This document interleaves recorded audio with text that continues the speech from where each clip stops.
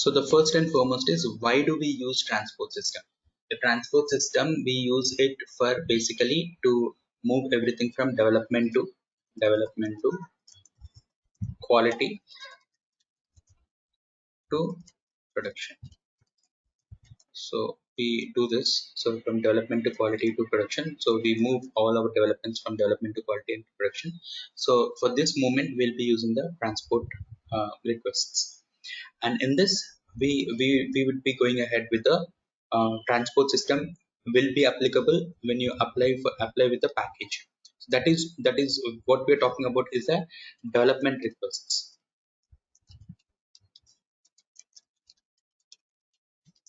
And then we have the customizing request.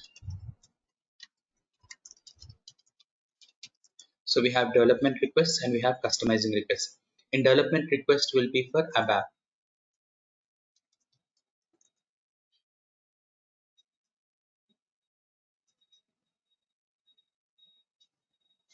Development requests for ABAP. And customizing requests are for functional people.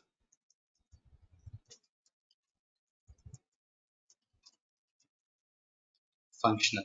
So functional in the sense like the any finance guy or any sales guy, sales. Okay, these are all like SAP. In SAP consultants, SAP functional consultant, SAP FICO consultant, SAP SD consultant, or SAP S4 HANA logistics consultant. These are all the functional consultants will be by default getting the customizing requests. Okay, so I'll just normally tell you. I'll show you this type of requests.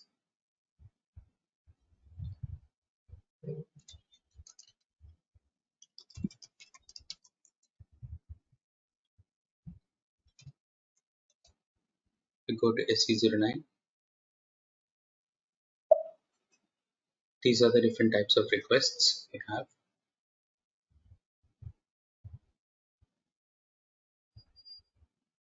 So let's say we have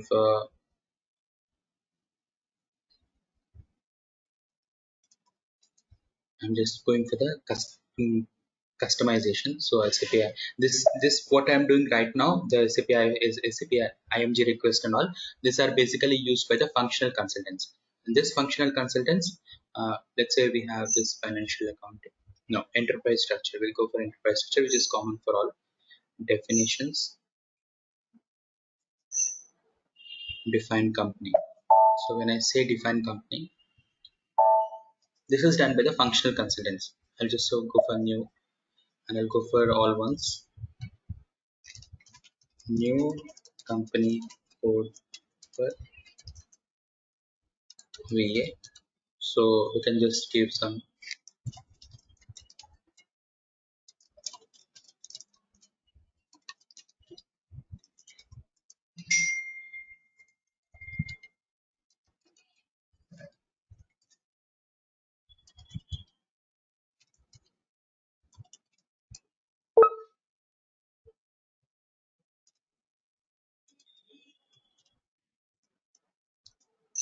So if they are creating a company or anything, if any customization people are doing anything, they will be asked for a request number. Here, they are not going to create any package. Okay, they are not going to assign anything to package. If you are saving it, it will prompt, the system will prompt them to create a request number.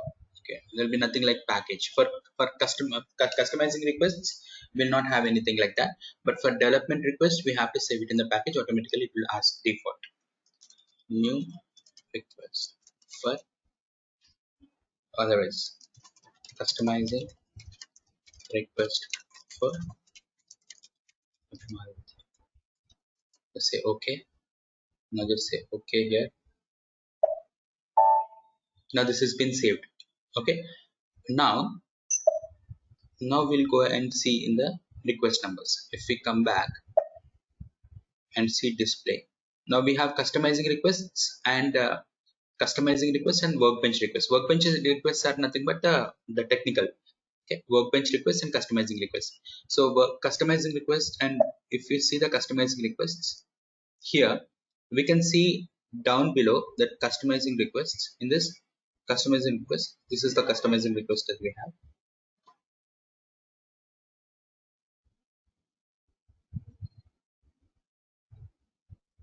In this customizing request, we could have we can see that what we have done actually. So there's something that has been that has happened here in the defined company. So in the defined company, there is some maintenance of view, that whatever defined company we have done, that got updated in v underscore t double 80 view. Okay, so so this is what we have done. This is a customizing request. But the release process that we do for the customizing request or for the workbench request will be same. So you will never work with the customizing requests as a technical guy. If at all if you are a functional guy, only then you will be able to you'll be seeing this workbench request from technical guy. So if you are doing some customization on the functional point of view, only then you will be able to see this customizing requests. Okay, so these are all the requests that I created. So this is a request number, which is a workbench request. We have this request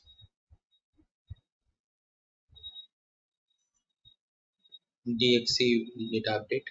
Okay, so this is what we have. So somebody with some login have changed.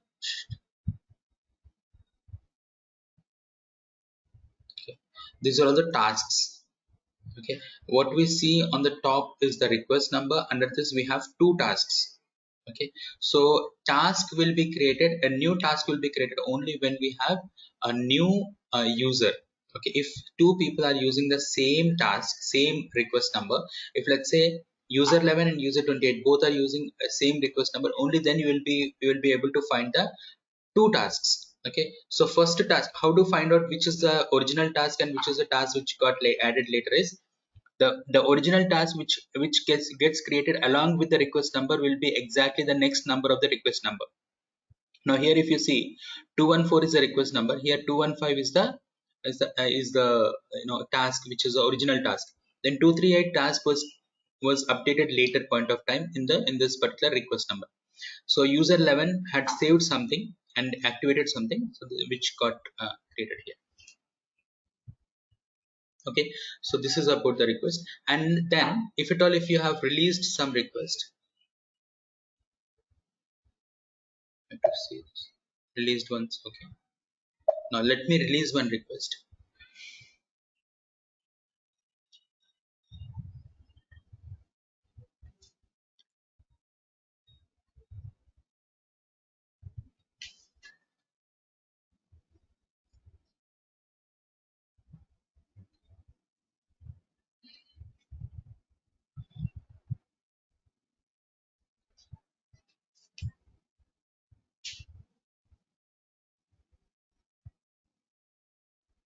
So this request number has multiple I'm just going looking at something which has a simple task. Okay, so let's say we have already released these things, so you know how to release them. So we need to go.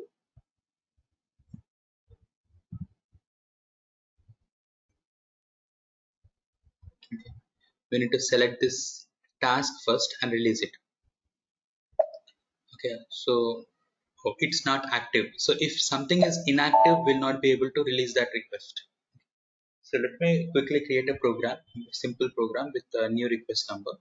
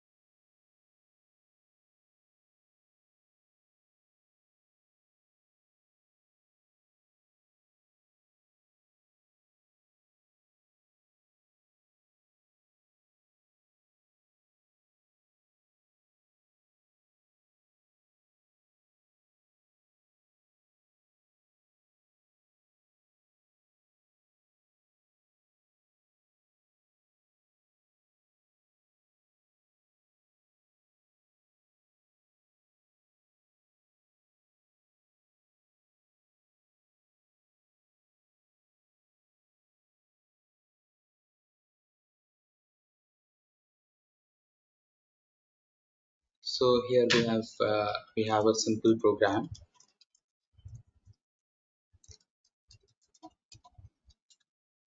Save and activate.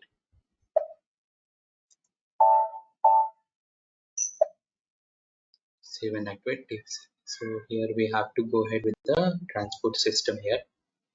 So we'll come back and it gets refreshed here, display. Now here you have new request for transport system. So in the new request for transport system, we can release this. We can release this only when we have the,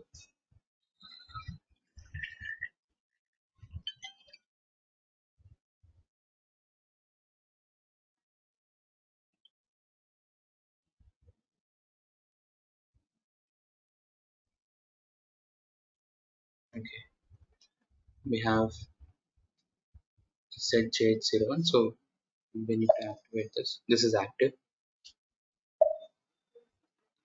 So now what we have to do is we have to go for this task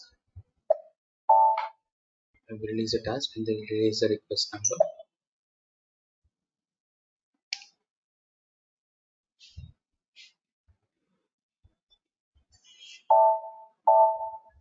Now once it's been done, we'll see that in the request released ones. So now when it comes to this, it will be moving to the released one. So we can see that in the released here. So in this, like new request for transport request. So what we just did is we first release the task and then we release the request number. For releasing the task, whatever programs, whatever objects, whatever tables, smart forms, or modulable program screens, everything, anything that you save under the package, all have to be activated. So if even a single thing that is saved under that request number is not active, it will not move. I mean, like it will not get released. Once it gets released, you can copy this request number and you can give it to the basis guys so that we can release it. Now here, once it's been released, so and if let's say assume that you have already sent it to the basis guys, you can see the status of it like by clicking on this, so that like sort sequence in which you can see what is the transport request, which client is it, if it has moved to the next level, so it will also be shown here. So next hierarchy also will be shown here. Change hierarchical presentation. So we have this utilities. In the utilities you have this settings. Okay, objects. Now these are the most important things guys. Like you can go for transport logs, you can select this and click on the transport logs. In the transport logs, okay, logs are not found. So when the logs will be found is when we have moved this from development to quality, quality to production, we will be will be going for the transport logs.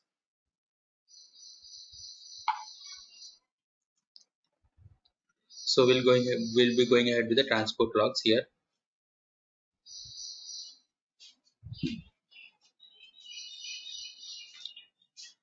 So you can delete that, we can change the owner, we can do this add user. So we can add a user to this particular thing. So here these are the main things guys, like these are the main things that you have to remember. And we have the transport of copies. Transport of copies in the sense, like if you have done it with if you have added, if it is being used by some other guy. Okay, the most important thing that we have here is, let's say somebody somebody has, you know, created something in my request number. Let's say 02 create.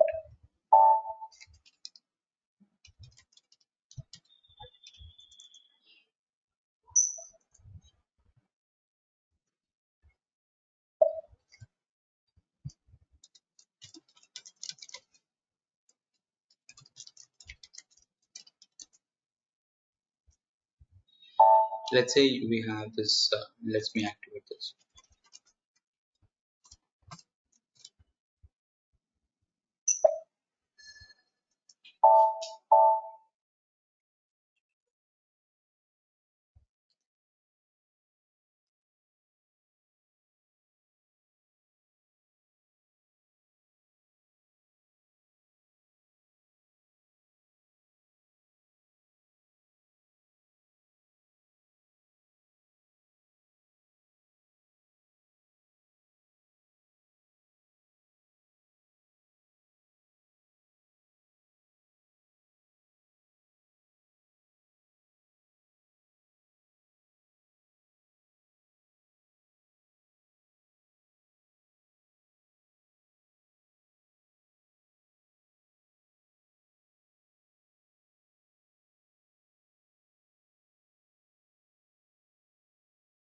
మరి వెళ్ళడానికి reason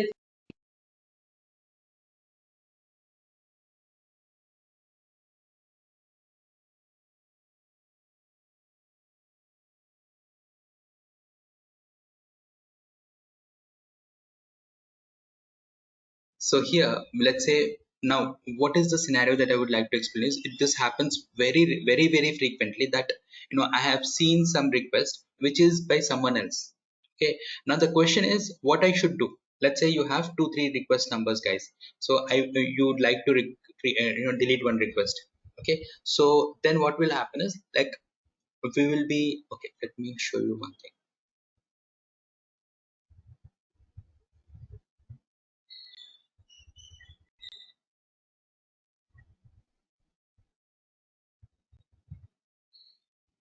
I'll log in with another ID.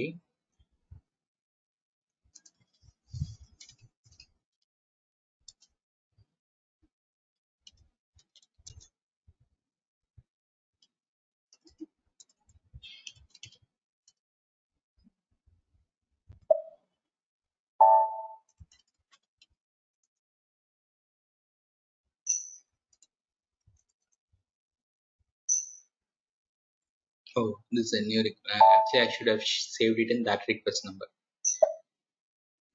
DXC2 create.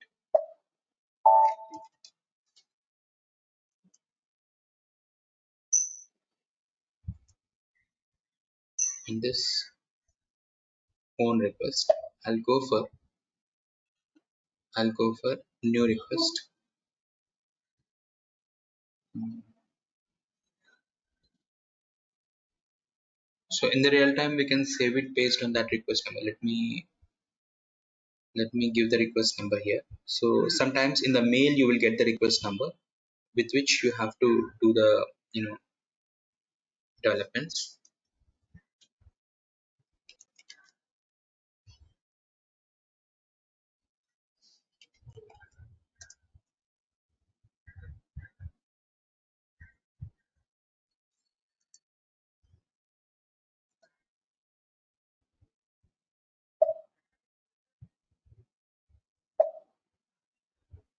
Actually, it is not allowing us in this system, but sometimes if it allows, then what will happen is, like, we can delete it. So let's see what happens if we delete it. So I am deleting this.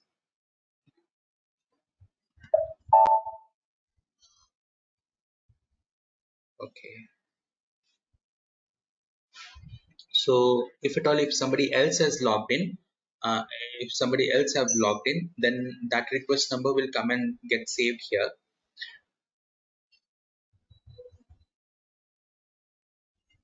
Now this has been restricted in the recent time. Actually, we could have done that later.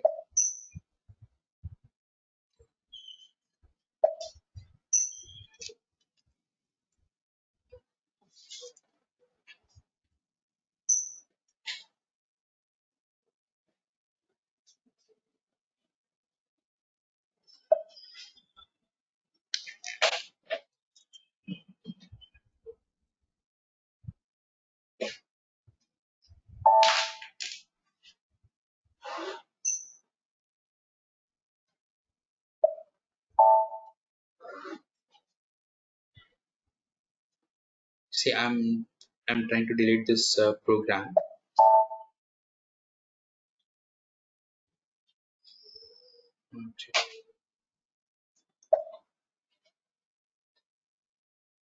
Okay, SH2 is logged.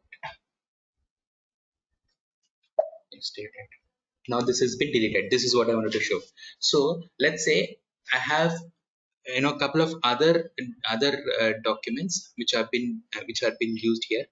So say something like, somebody else also have created some tasks. Okay, let's say in this task of 23, there is a request number created by Manjunatha, and that under that we have two, one, two, three, four different tasks have been created for four different login IDs. So in this, let's say Manjunatha want to release his request number. So then what he'll do is he'll come back to this user 23 and delete all these things. Okay, so in that scenario, what will happen?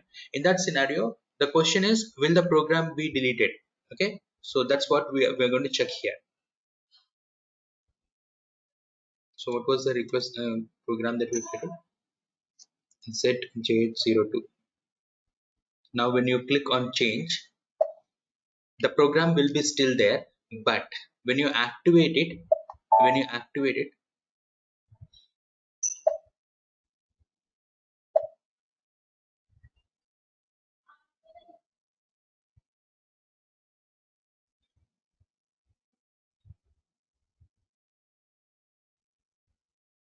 the request number is not there. So it has to ask for a new request number. It will be asking for a new request number here.